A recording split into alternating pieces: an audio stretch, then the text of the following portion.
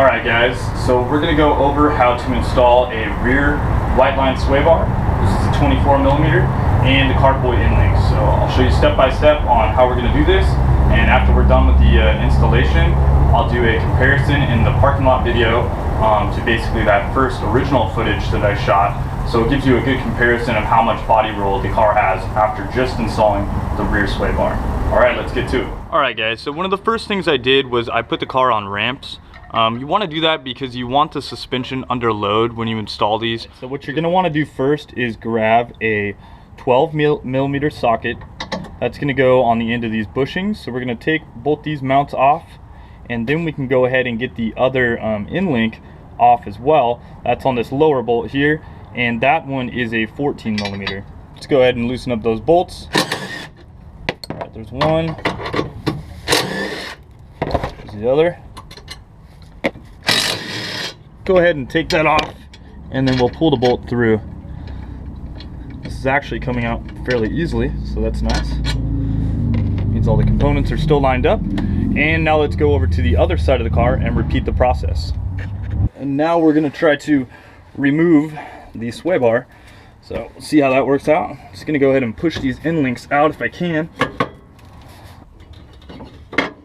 Okay, so I kind of rotated it in an upward angle. That seemed to get it out really well. Kind of up and then down so that the two ends of the sway bars are pointing down. Now I have this thing out of here, so we'll go ahead and set that to the side. I wanted to show you guys a quick comparison in diameter of this overall bar. So you can see, I mean, this thing is practically twice as strong. The factory one, you can actually manipulate that to bend quite a bit, whereas the new one, it is very solid, and so that's really nice. So we're gonna go ahead and reinstall the new one, the new Whiteline sway bar. So when you go ahead and reinstall this sway bar, you want to make sure that the hump of the bar is facing upwards, or else you're going to be installing it upside down. So just make sure you reference your original when you take it out. That way you have a good idea of what you're doing. Okay, so I'm having quite a bit of trouble rotating it in there. So I think I'm going to lift up the car from the differential. That way I can get the suspension arms hanging. And I think what that's going to do is give me the extra amount of room I need just to swing it in. And then I can go ahead and reapply the cars back onto the blocks. That way I can have the chassis under load. Okay, so I'm just lifting up the car a little bit. I don't think I have to get it off the ground at all, but just kind of taking some of the weight off of the suspension arms. And with that, I think that I'm going to be able to slide this in here. So try that real quick.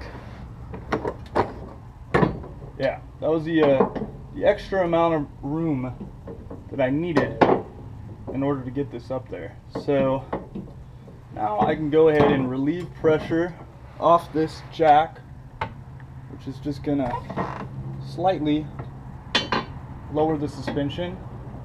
And now I'll be able to go ahead and install those brackets back on the car. So now what I'm gonna go ahead and do is I'm gonna install the end links, putting this little dot towards the bottom. You had some spacers with your kit, so I'm just trying to do them the same way on both sides. So you're doing this, and then you're gonna put the bolt through here. I'm gonna go ahead and put my washer on. All right, so I'm gonna take my bolt and then I'm gonna put it through the end link. All right, now you have your washer, which you can grab, put that on the back side along with the nut. So this is where you're gonna make your adjustments to the sway bar itself. These mounting holes inside is not as firm. So I guess, from what I've heard, this is 24mm right here in the middle. This is basically 23, and this is basically a 25mm. Now you can also mix it up on each side. You can go one side hard, one side soft, just to kind of get in between settings as well. But I'm just going to start out with the middle setting, just because I do not have the front sway bar installed. After I do the front sway bar, I may change this setting, but I'll let you guys know. So anyways, I just have this finger tight right now, and we're gonna move on to mounting these strut braces. So that goes from here up to that bottom link where it mounts on. So next part, we're gonna go ahead and break this screw loose. We're just gonna pop this front nut off, and once we do that, we're gonna slip this over and install it onto here. This also uses a longer bolt. All right, so I'm gonna go ahead and bust this loose. We'll see if I can get it with this thing. I'm gonna go ahead and put this on here. Just finger thread the nut back on there.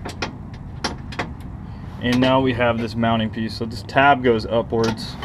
Just gonna lift up your sway bar, get that clicked in. This is now using a different longer bolt. So I went ahead and put the washer on and the lock washer. This is the order you want to do it in so that it smashes right against this. And you're going to want to go ahead and feed that through and put it into the mount. Just finger tight that. Take your original bolt, get it up to the top, feed that in, and now torque these all down to factory spec. So I'm also going to apply a little bit of grease around this outside area of the bushing.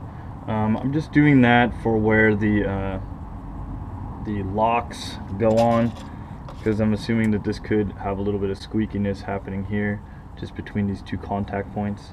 So I'm just going to lube that up a little, and now I'm going to go ahead and install this lock as well. And you're going to do this on both sides. Just kind of thread it through there. Start it on one side. Make sure you have the lock washer in between there. And do the top a little bit. It should be very, very easy. It should just be finger tight at first. Do that on the top, then switch back down to the bottom. And with your finger, just kind of check to see if, you know, one side or another has more of an opening or a gap. When you do that, you're just going to make sure that you're torquing it down equally. So guys, so I'm just finishing up torquing everything down. So torqued everything down to factory spec. This is the last bolt that I have to torque.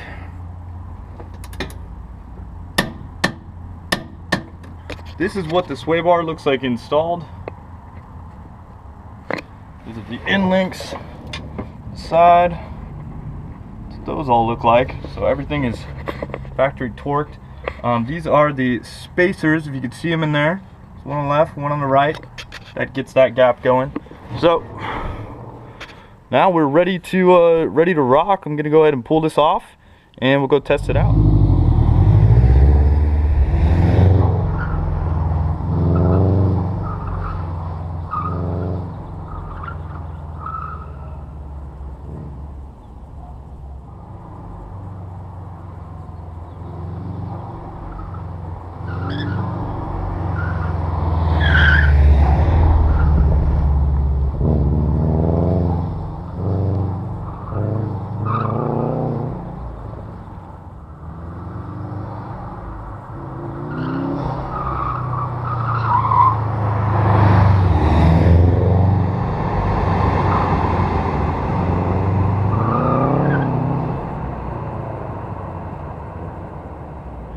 So I just did that little back and forth slalom kind of test with the new rear sway bar installed. That is without the front, so you may notice quite a bit of front sway.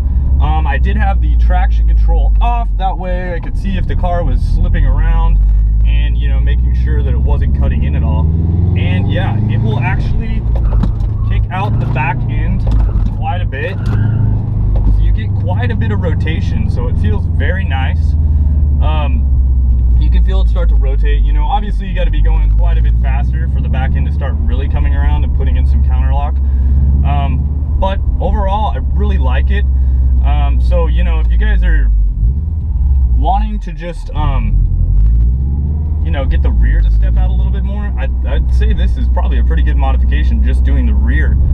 You know, if you can't afford to do the front right away. But obviously both are going to be better because you're going to be able to balance the car more. You do not want your car really sliding around in a performance aspect. So, you know, the more neutral your car is, neutral weighted, you don't want it to be more understeery or more, you know, oversteery. Really, you want it to be able to have, you know, good balance to where you can get around the track quick. But for fun, you know, oversteer is always fun. So that's why I just kind of tried this out first. I'm gonna drive around a little bit more, just cruise a little bit more. I hope you guys like the install video. You know, please like, comment, or subscribe below. You know, I really really appreciate it. And I've just been trying to pump the videos out. You know, it's really nice to always have a lot of content, so I hope you guys appreciate that. I'm doing all these video installs broken up into segments, whereas normally I would just bust everything out, you know, in one day and try it out. But this is kind of fun because it's more of a, you know, test and tune experience, so you get a really good idea of what characteristics these different parts are doing to your car.